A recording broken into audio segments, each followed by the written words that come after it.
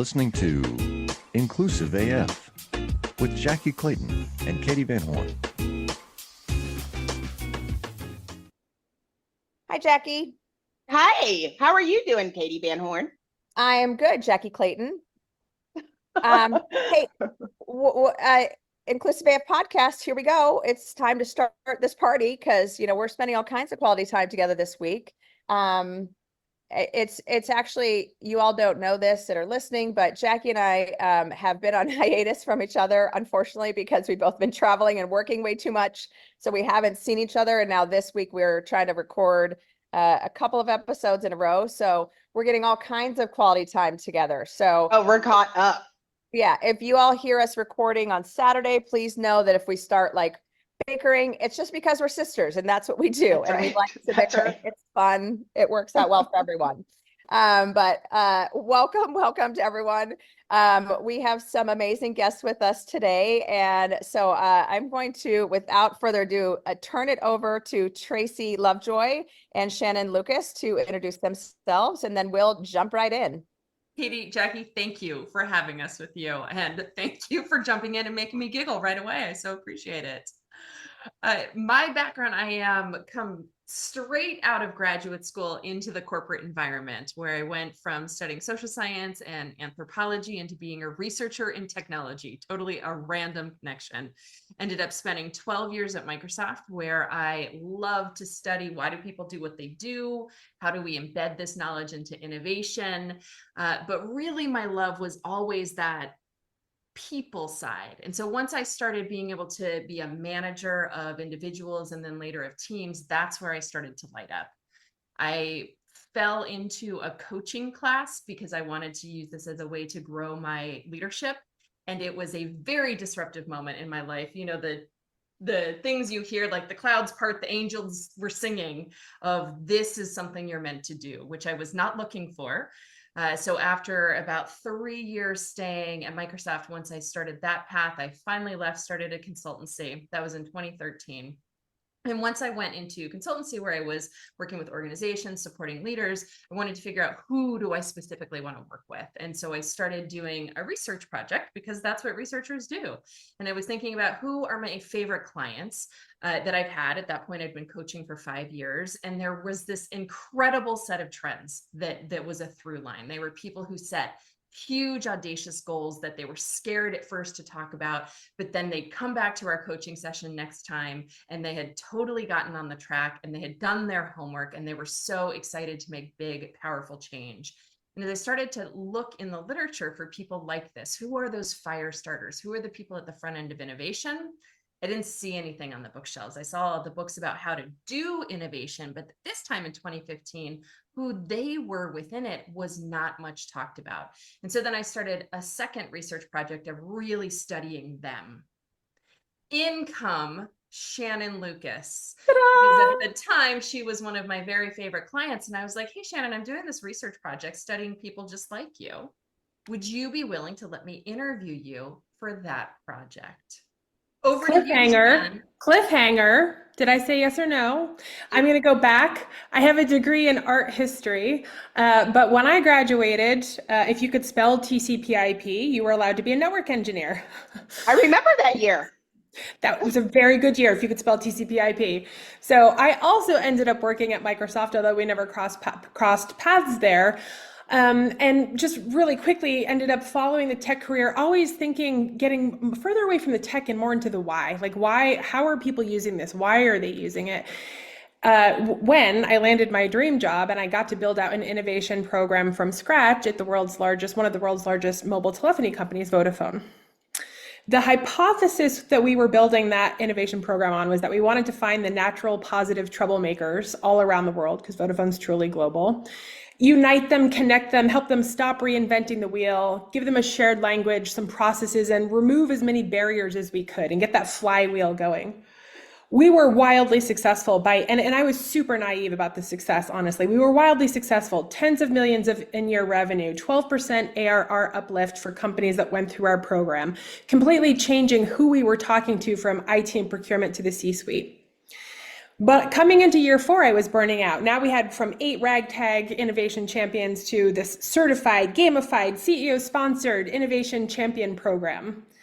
And I was traveling around the world trying to unlock the problem of why, even though it was a volunteer program, you could not be voluntold to participate in this, people showed up differently. And I was like, if I could just double, let's say it was 100 at that point, if I could just double the 30% to the 60%, we would more than 10x the impact. Like, it would have just unlocked such insane potential.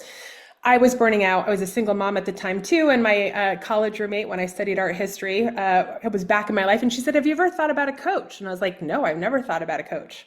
And literally someone compared auras and matched me with Tracey. And here we are today. And so when she sat me down and said, can I interview this? It was like being hit by a bolt of lightning. I remember where I was sitting. It explained my entire life. I was like, oh my God, they don't want change. Like, they operate differently. I really didn't understand. And I had created this external executive community. There was handpicking change leaders that I thought were like me. And I was like, well, co-create it. I don't want to own another community, right? And the same thing was happening there. So I said to Tracey, I said, I've been thinking about doing a retreat with these people in Northern California with some hot tubs and good wine, some good food, and, recharging because this group needs it. And I said, do you want to do that with me? And she said yes. And so that was the beginning of our company. I stayed in the corporate world leading innovation efforts at Cisco and Ericsson after. In 2020, we came together and write a book, started our podcast that year too. Turned out to be a great year to write a book. So our book is Move Fast, Break Shit, Burn Out. You can see it behind Tracey, The Catalyst Guide to Working Well. And so I hope your listeners can hear that we are very spiritually aligned with the work that you're doing. Awesome. So I did not realize both of you are Microsofters. So I am a prior GoDaddy. So we have a lot of mutual connections. All of the folks that moved over to GoDaddy after they were spent one of their lifetimes in Microsoft. So we have some mutual connections for sure. I love all of this. So tell me a little bit about, how do you identify who those people are that are the breakers or the, whatever you call them? Yeah. One way is We that call them catalysts, just for super clarity. Yes. Thank you. Thank you. Yeah. Thank you. Yeah. Thank you. But one way is you can just ask people around you, who are the folks that you think are starting the ideas and jumping into action? And a lot of the time, people will start pointing to the same people. So once you begin to look in the organizational setting, they're kind of known, if not talked about. And breaking down from the research, we know the key attributes that really make who we are. So you can hear it in the way we're talking about it. We are folks that create lots and lots of ideas of how to make the world around us better by just walking around and experiencing the world. And so we're doing it then at a pace that's a little faster than everyone else, putting together that information. And once we have this idea, we really do, even if we haven't articulated it to ourselves well, we see a vision of how the world could be better. So it's not just, it's broken, it's broken, it's broken, but wouldn't it be better if it were like this?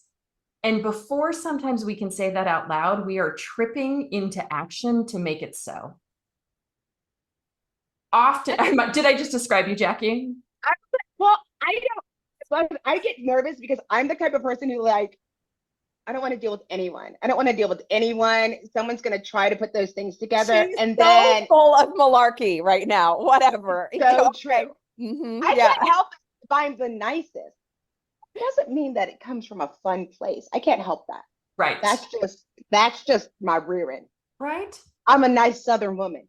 However, sometimes it's like a mood thing. Like, yeah. I'm like I'd have to figure out when I woke up in the morning, I think I can do it today. Do I have enough energy today? And then there's some days where it's like, nope. I mean, literally, I think one of my favorite times, Katie, and you remember this I know you remember this. It was me and Katie. And then there's another half of me and Katie, and there's John and Robin.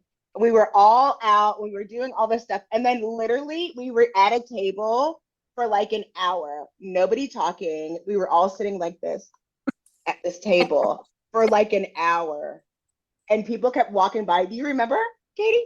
And people were walking by, and I was like, I don't want to talk to them. Because that guy was looking for you earlier. I was like, I don't want to talk to him. Okay, don't look at him. So we're all just like sitting. So it's like a roller coaster, but now it's like, maybe it's because I've been connecting with the wrong people and I'm exhausted. I think there's the right people and the wrong people based on what you're saying. 100%, 100%. So I'm just going to finish the definition and I'll come back to that, Jackie. So that people can sort of self-identify on the thing. Tracey was like, we move into action. We can't help ourselves from moving into action. And Jackie, just sort of building on your point, we haven't always primed those around us for the action that we're about to do. And as Tracey said, sometimes we don't even realize that that's what we've done. The research also says we show up with an experimentation mindset. We have to, because almost by definition, everything we're doing is net new. So that level of ambiguity isn't like, I don't know, I'll start a podcast, I'll figure it out. The world needs the podcast, right? The last piece is interesting because it's, people will describe us. This is the one where it's like not how we self-identify, but how other people identify us, which is they'll say that they're comfortable with risk and ambiguity. Now, if you ask Catalyst, and there's a range, so like I am an adrenaline junkie, like motorcycle, rock climbing, skydiving, all the things. Tracey's a researcher, so like we do come with different personalities and relationships to risk. But more, it's like if you ask the Catalyst, or the Catalyst might ask you or say, it's risky not to do this thing. So it's not that I don't see that there's not risk, but I see the bigger risk actually in not making that change. And so going back to what you're saying, Jackie, there's so many, and I was going to say this sort of at the beginning of, Tracey was like, if you ask people in the organization who those people are, they might all point at the same person, but they also might point at the same person because they're like, that person is a fucking pain in the ass. They are constantly breaking stuff. They're totally unself-aware, right? And so we can have this reputation where we are actually causing more friction in the system because we don't understand. That's why when Tracey shared it with me, that bolt of lightning, I was like, oh my God, no wonder I've been causing so much friction in the system. And so I love that you said that. They've been moving to doing performance reviews like that. Like, oh, who's the person who does all the stuff? And I'm like, now that doesn't mean that that's positive. That does not mean, I mean, people are like, oh, that's the real influencer within your organization. So let's figure out what they're doing. It's like, that doesn't mean that's good. Always. It doesn't mean that's good. And so we're called troublemakers and problem children and all of the things. And we can wear the badge of disruptor like it's a good thing, but that's not often how people are actually, what they're saying about us behind our back, right? Breaking dishes. That's it. Nailed it. So your thing about the energy though is spot on, because there's a big piece of us that are catalysts, that are energy givers. Like we're putting energy into a system to create change. During our first retreat that we were talking about, one person was like, I don't know if I belong here. After people were doing intros, she's like, I'm really an introvert and I just feel like everyone here with everything they've done, they must be so extroverted. So we just stopped. We're like, hey, time out. Who here's an introvert? Half the people raise their hand.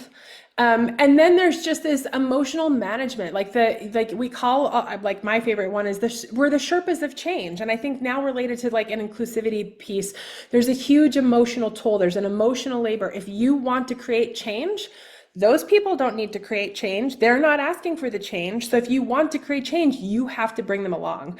And so then, Jackie, we get depleted. The burnout is real. It's really high in this sort of population. And so then you're just at your table with your friends going, I just need another wine. Don't talk to me. Yeah. This feels like a safe place. But I was going to say, but I think that's part of it. Is it sounds like what you're doing is actually building a community of these folks that can feel safe. That's and right. Can, come together and have like the examples Jackie gave you. Yes, I do remember it. It's actually happened a few times when we've all been at conferences because we go 300 miles per hour. Here's what we should do. Here's what we should change. Here's how we should change the world and make it better. And then we hit a wall and all of us sit at a table and go, oh my goodness, I can't talk to one more human today. But I love that you're creating this community. So what do you do with this energy, with these folks that are doing this work, and are these troublemakers and catalysts? So I'd love to build on the comment that you said. We build community really intentionally in two ways. So, our goal is to help accelerate big, bold change in the world sort of through empowering catalysts. And so we look at catalyst leaders because it is lonely at the top. Like you think it's lonely at the top, it's really lonely when you're a catalyst leader. A lot of us don't ever get the self-awareness to actually make it that far. That's true. And also we can be noisy and disruptive and all the things. So we have a catalyst leadership trust where we support the executives and create that safe space. And this is the community I wished I had been able to have access to when I was an EVP in the tech world, right? Because I couldn't share all of my thoughts and uncertainties about the future with my peers. They would have been like, you don't know what you're doing? And I would have been like, well, not really, because it's all net new. You were asking me to unlock a new market that you guys have never unlocked. Who has that playbook? Nobody does. So getting to create the safe space for them is like, that is God's gift to me. I was just saying to Tracey, like, I'm just so grateful to be able to bring that into the world. We also work with organizations, though, to help them. So you asked a great question, Katie, at the beginning, which I want to let Tracey answer, which is, how do you help organizations identify these people? And just the bringing them together, I still get goosebumps. So like, we create these like networks, informal networks across the organization, but when they're in class, they're also with catalysts from other industries, from other countries, from other backgrounds. And we tell them, okay, the skills improve, all 20 skills improve every single class. It's a phenomenal high impact class. The thing that the catalysts love every single time, and it just happened today, I was talking with Sarah, the program sponsor for them. She said, you told me that that would be my number one thing, is being in community with the other catalysts. Because it's not just a safe place, it's energy giving. She's like, we were doing so much work. We were doing this in addition to our day job. And she said, but the second we got together and the second that we left, I had more energy. So, but Tracey, I'd love for you to talk about how we find them. We have an assessment that people can answer that align to the 6 attributes that we know, kind of make us who we are. And so we can use that with groups. And this is what we use in organizational settings, so that we can look at it and kind of get that sense of where do people fit on that scale of catalyticness. And then we build out groups that begin to work on strategic problems and ideas that the organization really wants to make so. And so we're training the catalysts to see themselves so that they can recognize when they were disruptive in ways that were positive versus negative, right? The ways that we want to be. You're going to tell the people. What's that? You're going to tell the people that time. Right, exactly. That, when you got angry and yelled at everyone, that probably wasn't the way to keep your job. That is hilarious. Understand why you were mad. Like cracking up one time. We use Lattice for performance feedback, and I will never forget. It was like, Jackie, you haven't given Gordon feedback in like 3 months. I was like, Lattice, you need to talk to Gordon. Like, I don't know why you're talking to me. It was probably not. Are you looking for a podcast that talks about humanity as well as human resources? Listen to the Reciprocity with AG podcast, where leaders in workforce and human resources talk more about themselves, how they reciprocate to others, and how they have received unbelievable advice for some of their mentors and people they've worked with. Yeah. So then we can find these folks and we build out cohorts that also fit within the values of the organization, because someone who's a catalyst won't always be as successful in one organizational climate than they will in another. So Shannon was, she's speaking about her time as executive vice president with a 100-year-old Swedish company. 140, which has a set of social norms. It has a pace that it's ready for, right? Versus someplace like GoDaddy or Microsoft, where the pace and the cultural values can be really different. And so to your point, Katie, of like, how are we building community? We're building community in ways that are going to work within that organization to not only connect the catalysts, but connect them to the executives and the strategy. Because what do catalysts want to do? They want to make change. They don't just want a leadership development program that's like, learn, what your values are and what your goals are. They want to take their skills and their energy and dive in and be able to show the impact that they've made. So their awesome. virtue is awesome. Yeah. So the concept, like, you do this assessment. What about the folks that are not catalysts? What do you do? Like, what happens to them? They get promoted to guest. Okay, Jackie. No? Oh, okay. Yeah, she's referring to our, I worked at Target for a while, and that was our not appropriate in any way, shape, or form HR policy is that if you were not working out, you got promoted to a Target guest. So yeah, it worked out. So sorry. Jackie, Yeah, it's a permanent phrase now for me. Anytime exactly. yeah, It's I kick perfect. any, Yeah. Within any cohort, like Shannon was talking about, there can be a spectrum of what it is to be catalytic. And so we're looking at not only where you fall on that spectrum. And so there's folks that we can say they're just not going to fit, right? They have identified that their relationship to change is not a positive one, or they feel like they can't really contribute new ideas. And so there's some things that will make it that you're not going to be invited to be part of a catalyst cohort. But there's not one way, right? Like there's the range. And so we end up having beautifully diverse groups. So for those who aren't a catalyst, they don't participate in those programs. And we work with the organizations to provide training too. If you think about a normal distribution curve and the catalysts are on the sharp end, you have the early adopters after, and there's probably a range of people who, the beautiful thing is, like, for any catalyst program, you have to nominate yourself.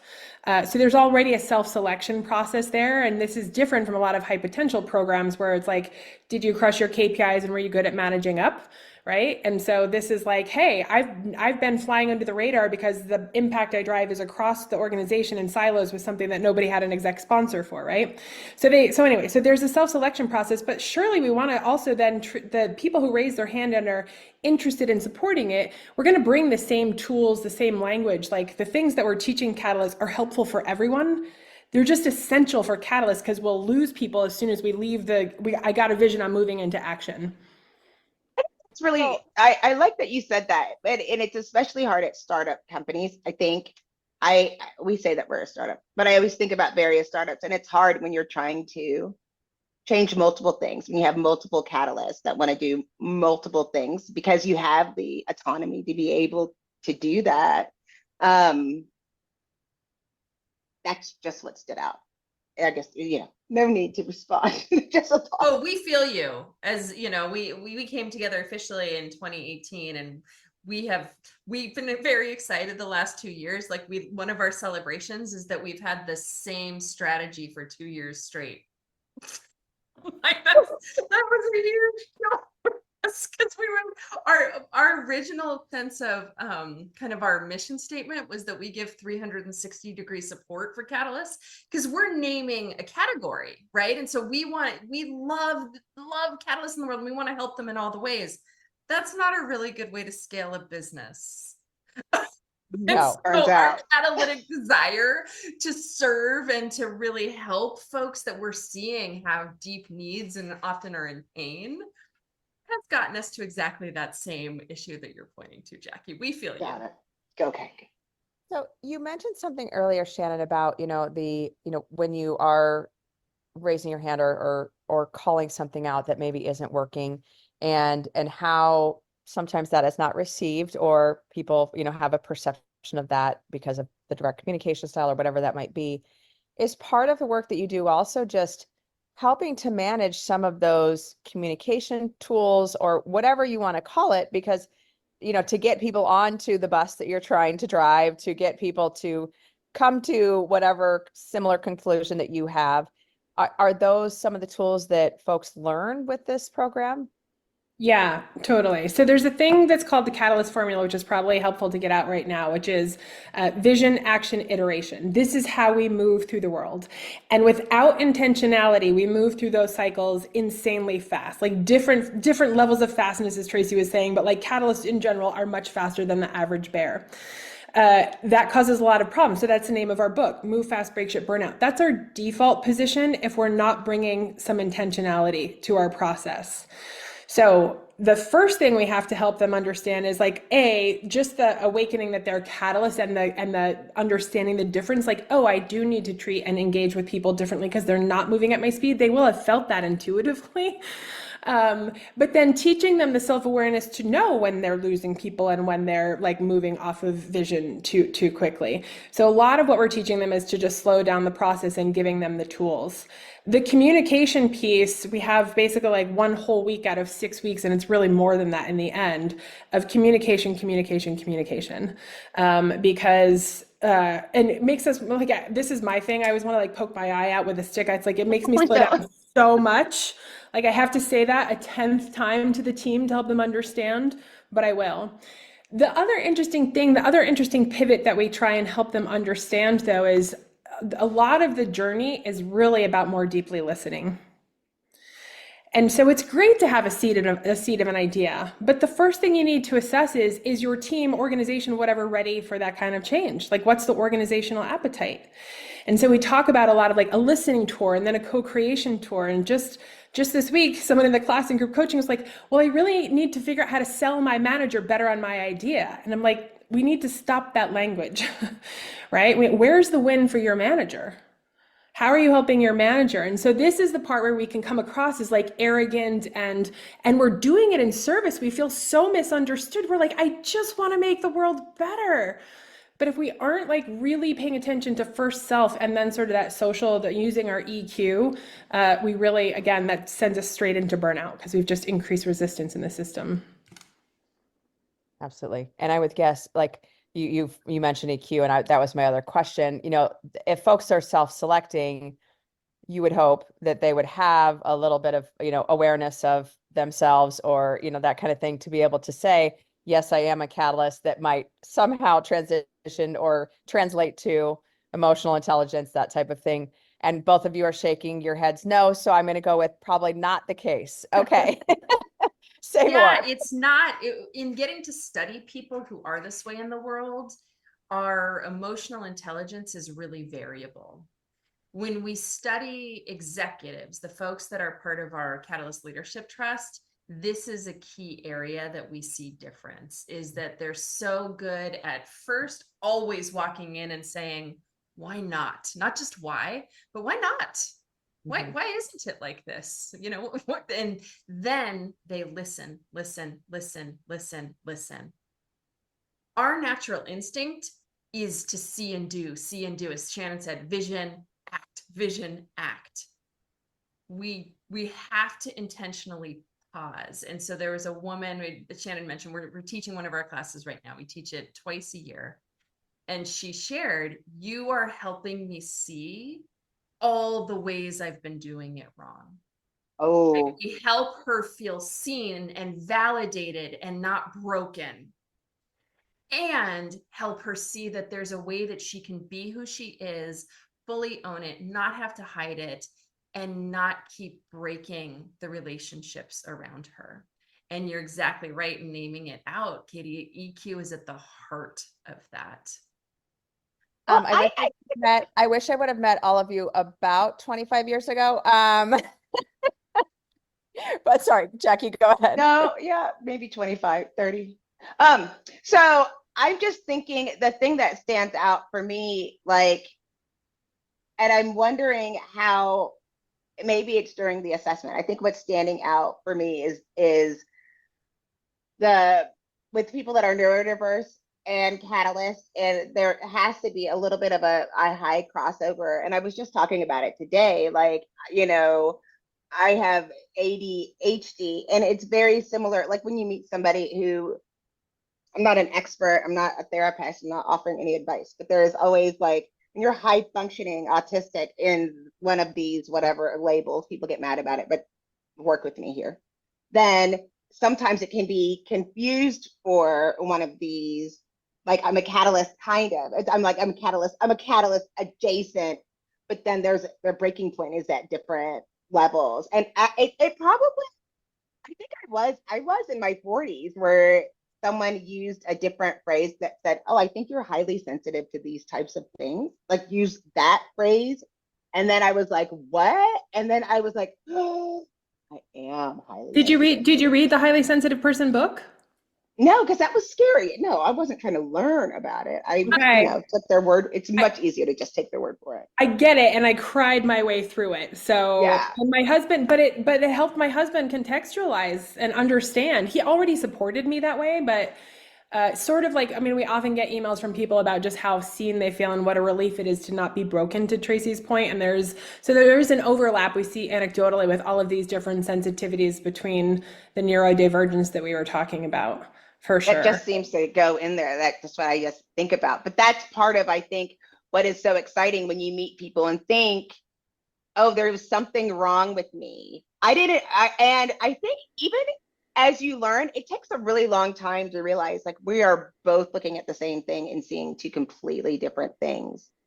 There's so much that goes to that, and I don't think we teach that. And that's okay. Like that is why diversity and inclusion is so important, of understanding that now we can get a better picture of what it is and how we can move forward. And I think it's been such a toxic journey of what leaders look like, that people try to fit into this box and they have absolutely no idea where to go, because they were like, I don't want to do that part. Does that mean I'm not a leader? And it's like, oh, well, it depends on who you talk to, I guess, and where they're at. Completely agree. Can I ask you a question, Jackie, building on that? Because this is something that's come up recently, which is those different perspectives. Like we're looking at the same thing and there's different perspectives, and maybe one is more right than the other. I don't know. Like, I'm thinking particularly in trying to build inclusivity and thinking about systemic patterns that we bring in. And I'm just wondering, like, do you guys have advice for how to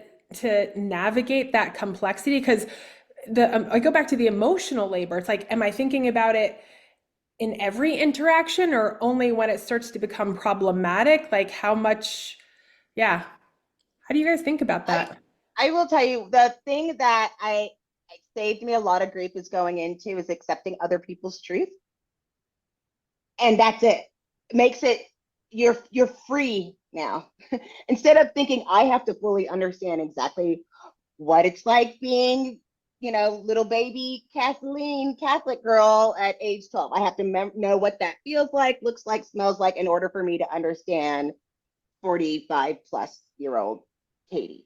And you don't. If I just told you this was hard, so it's like, for me, that's what seems to be helping. It allows us to continue moving forward and not getting stuck in the past or stuck in trauma. It's just so when someone says, I hate Texas because everybody's there is racist, and you're like, oh, okay. Now I know the lens that you're going through. So what are we going to do moving forward? And you have to keep reminding myself, remember, they think everyone here is racist. So that's the lens. And we just have to keep moving forward with that. That's what has worked. What do you say, Kate? What if I told you that your boss skydives, Tim in marketing is a magician, and Sam in accounting does sums in his head while standing on his hands? Seeing sides of the people you work with but never see, sides that inform and inspire their work and that can inspire yours, is what The Talent Show is all about. Email me, Tom Alexander, host of The Talent Show, at talentshow@backboneinc.com, and show us what you got. I look forward to seeing you on The Talent Show. Yeah, I think it's a listening. I recently attended this extremely random luncheon. I don't even know how to describe it. And it was this gentleman who was a part of the translator slash and interrogators over in Iran. And so he has done, 6 gazillion interviews of different people, and he talks about some of these like context clues and how, you put some of these things together. And so it goes to what both of you said earlier about listening, but then it is also taking those tidbits and not just going, okay, yeah, it's Catherine, Catholic schoolgirl in 4th grade, to be clear. But like taking that, okay, she grew up, she was Catholic, or she went to Catholic school, or, oh, okay, well, what did that do? So taking the tidbits of something that, someone's telling you to then build off of it later.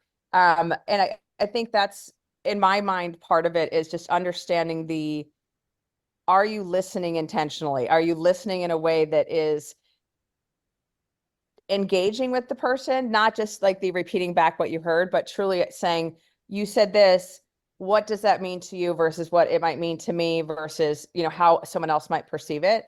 So I think the listening piece, I say listening probably 600 times every episode, because I think that for all of us is such a critical skill to build. But that would be my response, like just being able to listen and truly hear what people are saying. Thank you both. Yeah, of No, course. I appreciate that. I think that should be your next book, or maybe me and Katie will write a book. It's like the fallacy of empathy. So many people get that wrong.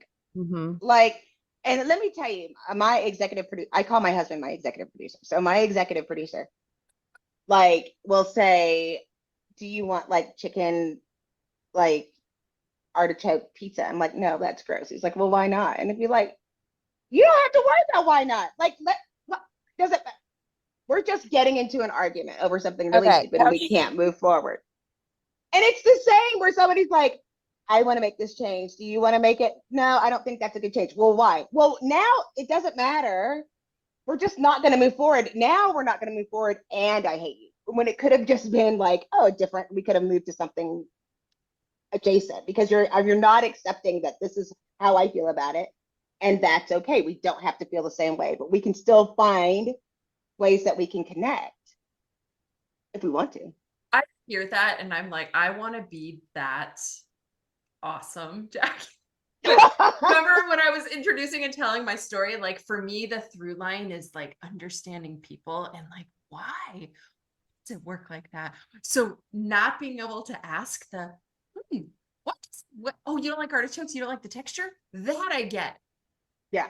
Right. But until I have a little bit of that, it's like painful. It's like there's a book I've been reading and I don't get to read the ending.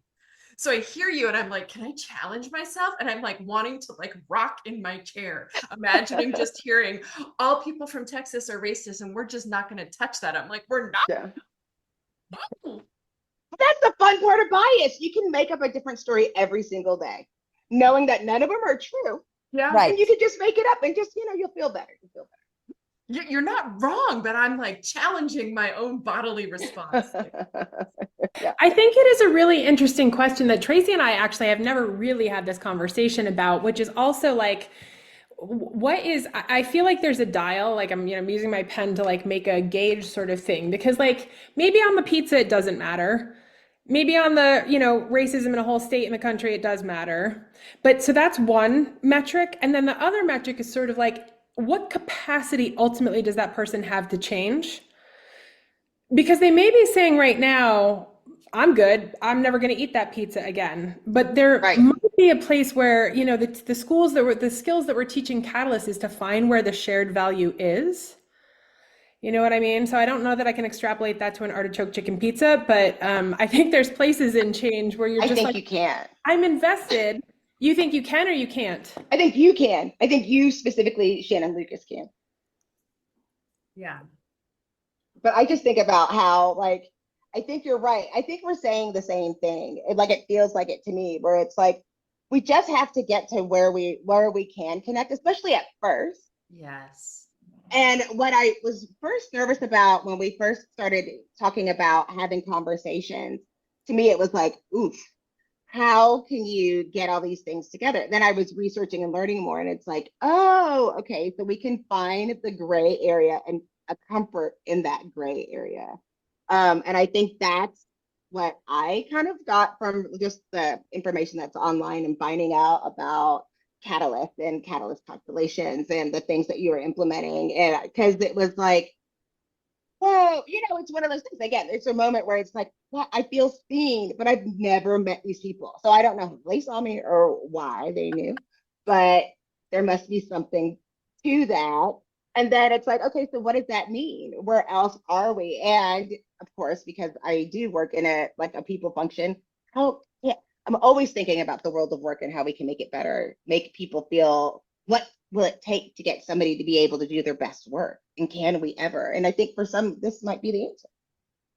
Yeah, that's actually where I would love for us to go next. And I know we don't have a ton of time. And so I would love to say, like, how do you transition, or how do you take this information, pull this team or this group of individuals together and create positive change in an organization and kind of, harness whatever, leverage whatever word you want to use to create that positive work environment? I'd say the top level word I'll throw in, and it's such a beautiful, connection point across, is curiosity. Rather than me, I was kind of playfully with you, Jackie, saying I can't ask why. Why is a hard question because it really does put people on the defensive at times. But to say like, oh, that's so interesting. What's up with chicken and artichoke pizza? If we can get to the point where we're really interested in where someone else's point of view is, that's what allows us to not just find the shared value, as Shannon said, but to create that understanding of what is it that we all really want to be doing here. And do we have agreement on the steps that we'll take and the type of change we want to move in? The need for change today is no longer up for debate.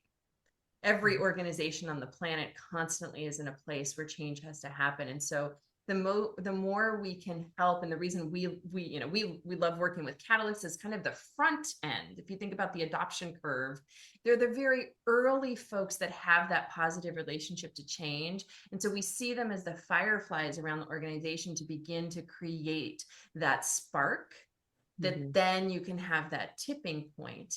And so you'd ask both of you in different moments of like, so what about the rest of them, right?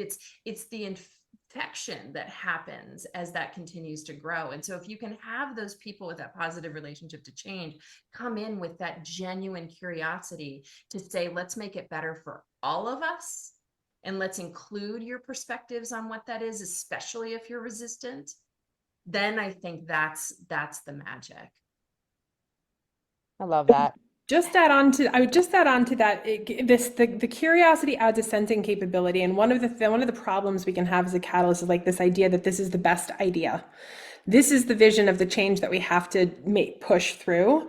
And two things that we teach in the class, you use the word listening, we use it all the time too. Expectation alignment is the other big one, because it helps you navigate. It's like we tell them the best idea isn't the best idea. The best idea is the winningest idea, the one that's going to have the chance to actually make it in this cultural context. And the only way you're going to do that, Katie, is by listening as you go along and being able to adapt. And that unlocks so much stuff in the way that Tracey, because then it becomes inclusive. Right? We're teaching them that they have to bring those other people, and that's where that ripple effect that Tracey was talking about comes from.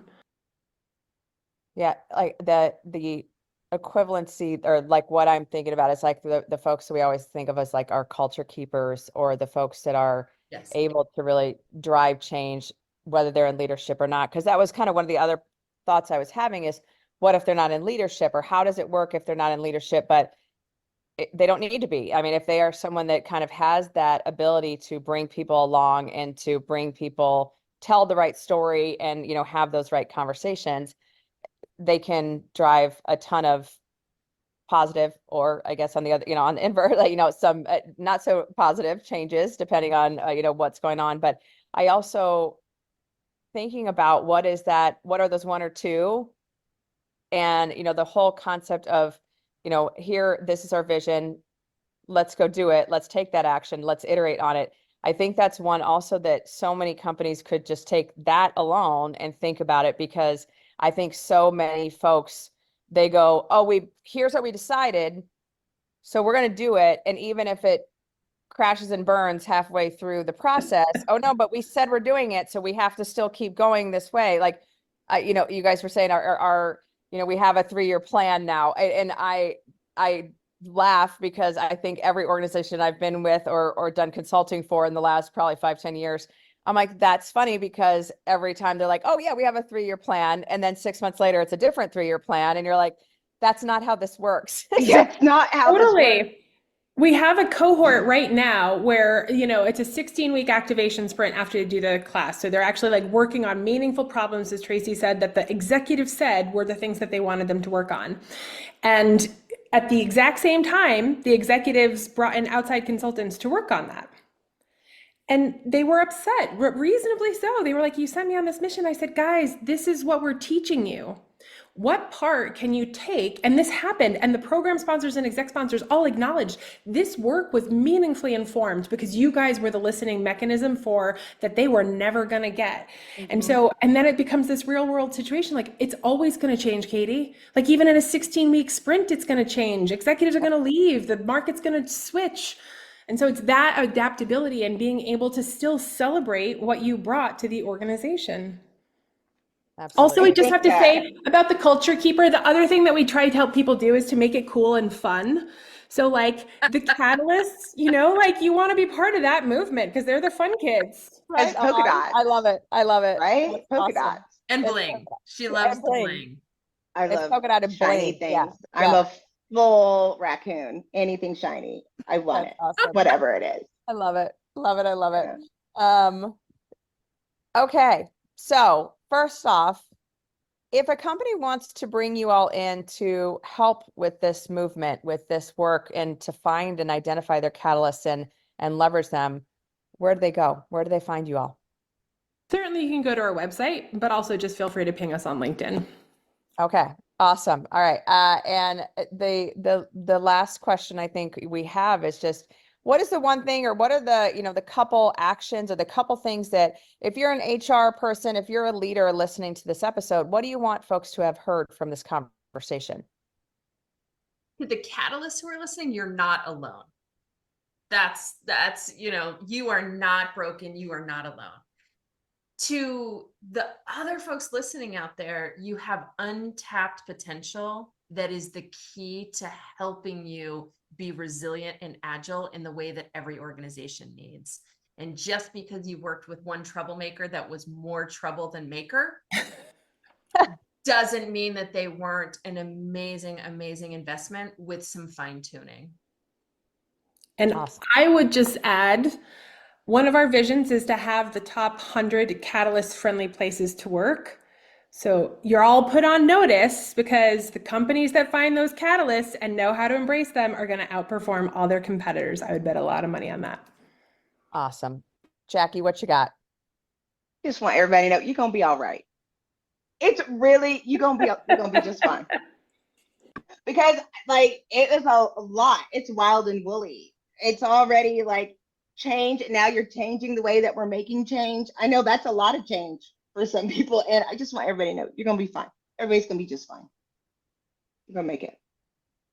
I like that. I will say one of the things that I am going to take away from this episode is I'm like a raccoon. I like the bling. So that is one I think all of That's us right. can really cherish, Jackie. So I appreciate you sharing that with us.